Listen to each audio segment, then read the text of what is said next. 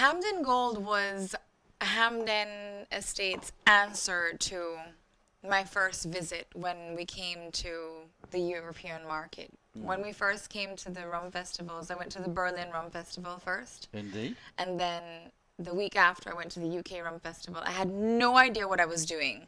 I didn't even hire any decor or bar staff. I was running the entire thing myself. I became a mixologist in 2 days. I kid you not. I was slicing and squeezing about 1,000,000 limes a day. But when we came back from Jamaica from the shows, I said to the guys at the estate, I said, you know, it's really funny. Different countries call for different products, and some countries they really shy away from a clear or a white rum. So we need to start thinking about our aging.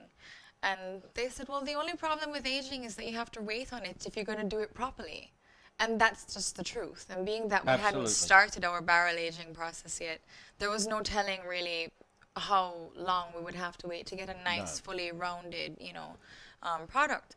So this was actually the answer, and we did it by using caramel that we make on estate. Nothing that we do is commercial. I mean, we don't even buy commercial yeast, to be honest. Indeed not. You have your own culture. Yeah. So, although we do add caramel for color, we think it's the best of all the evils. Well, I think if you serve anything that's water white in Jamaica, they assume that it's overproof. Right. And this is actually a 40% product. It is a 40% product. It's something to look different. It's still, although it is 40%, it still has that lovely pungency that you were talking about, which is so Hampden. Fruit for me, actually.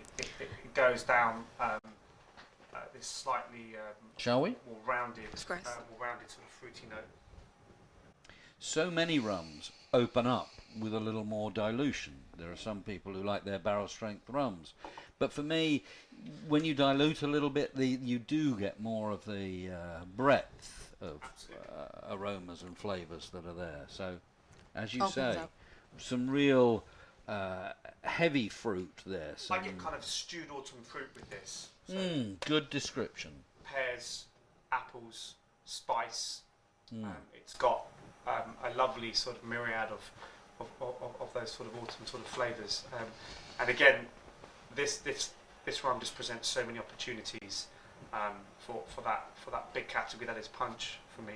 And I'm not saying that you can't use it in other kinds of drinks, but if something's good at doing something, then start with it. There is the way I feel. Really. Mm-hmm.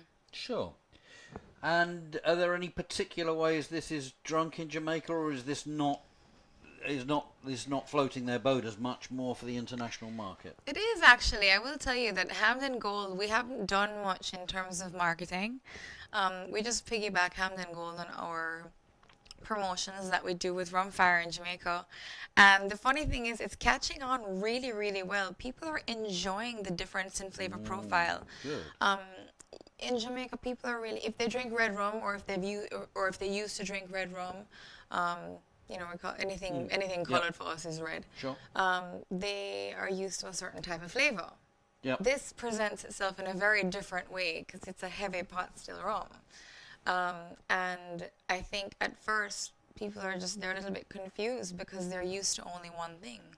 And you can't blame them, because if you only know one thing, you only know one thing. But people are enjoying it, surprisingly to me. And as I said, they're not very adventurous. You'll have the bartenders that will in a bar or in a mid-range bar or a fancy bar who will do a banana daiquiri and throw this in there, and it will really open up lovely. It will stand on its own. You don't have to use too much of it. It's not like you're trying to kill the people who are coming to your establishment. But as for the lazy Jamaicans, they're mixing it with Coca-Cola. But the funny thing about that is, everybody makes fun of people who drink rum and Coke sometimes because it's just such a bore and it's kind of a faux pas. But you put this in a rum and Coke and you make a traditional rum and Coke, and they're two completely different experiences. You get a big drink out of it, I'm really, sure. They really are. And people are appreciating that. It's almost like getting an education in rum diversity by experiencing this, and they're liking it. So people are really gravitating towards it. It's certainly causing a little bit of a stir around all of our training sessions internationally. So thank you.